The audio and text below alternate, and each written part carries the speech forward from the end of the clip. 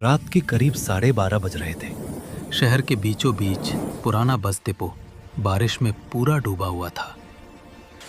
बारिश अब तेज हो चुकी थी। सड़कों पर बस पीली लाइट की झिलमिलाहट थी और चारों तरफ सन्नाटा। राकेश, जो एक टैक्सी ड्राइवर था, अपनी पुरानी एम्बेसडर में बैठा खिड़की के बाहर देख रहा था।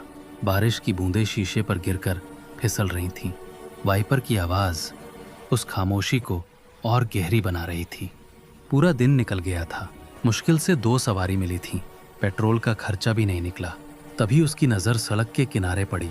एक लड़की खड़ी थी, सफ़ेद कपड़ों में, बारिश में भी बिना छाते के, जैसे किसी का इंतज़ार कर रही हो। राकेश ने गाड़ी धीमी की। लड़की ने हल्के से रुकने इशारा किया। वो धीरे से टैक्सी के पास आई और बोली, मुझे घर छोड़ दीजिए। राकेश ने कुछ नहीं पूछा, बस गाड़ी बढ़ा दी।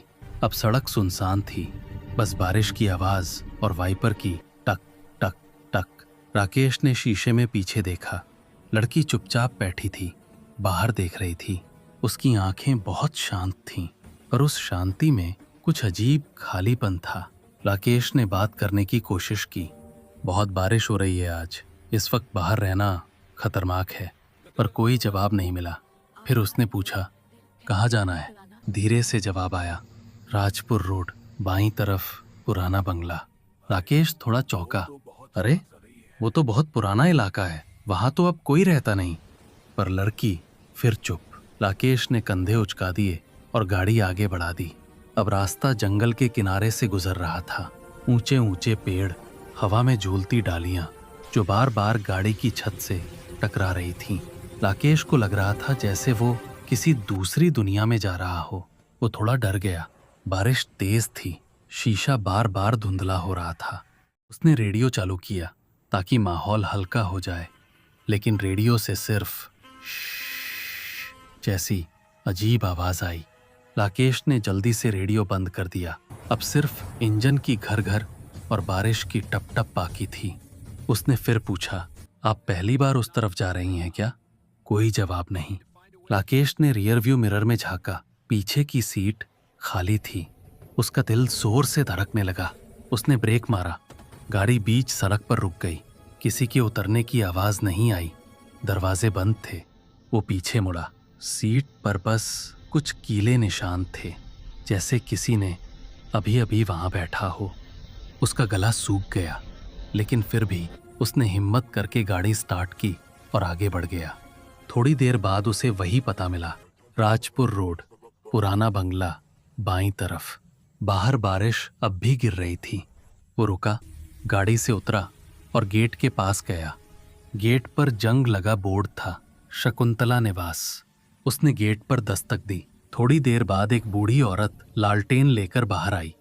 राकेश बोला, माँ जी, मैं एक लड़की को छोड़ने आया था, उसने यही पता बताया था। बूढ़ी औरत ठिठक गई।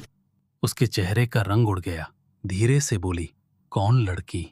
राजेश ने कहा, सफेद कपड़े में थी, बहुत शांत, बस बोली थी, मुझे घर पहुंचा दीजिए। रास्ते में अचानक गायब हो गई। औरत कुछ देर उसे देखती रही, फिर अंदर गई। थोड़ी देर बाद एक पुरानी फोटो लेकर आई। राजेश ने जैसे ही देखा, उसकी सांस रुक गई। वो वही लड़की थी। राकेश ने कांपते हुए कहा, यही थी, यही बैठी थी मेरी गाड़ी में। बूढ़ी औरत की आंखों से आंसू निकल पड़े। धीरे से बोली, वो मेरी बेटी थी। 5 साल पहले इसी सड़क पर टैक्सी से लौटते वक्त एक हादसे में उसकी मौत हो गई थी। वो पीछे हट गया। बारिश अब तूफान जैसी हो चुकी थी। उसके कानों में बस बारिश की आवाज और एक धीमी हंसी गूंज रही थी। राकेश ने कुछ नहीं कहा, गाड़ी में बैठा और वहां से निकल गया। पर जाते जाते उसने रियर व्यू मिरर में झांका। पीछे की सीट पर वही लड़की बैठी थी। वो अब सीधे उसकी तरफ देख रही थी, चेहरे पर हल्की मुस्कान। राकेश के हाथ स्टीयरिंग पर जमे रह गए। गाड़ी सड़क पर भागती रही।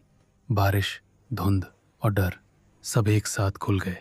कुछ देर बाद सड़क पर बस एक एम्बेसडर कार खड़ी मिली। उसका इंजन चालू था, हेडलाइट जल रही थी, लेकिन अंदर कोई नहीं था।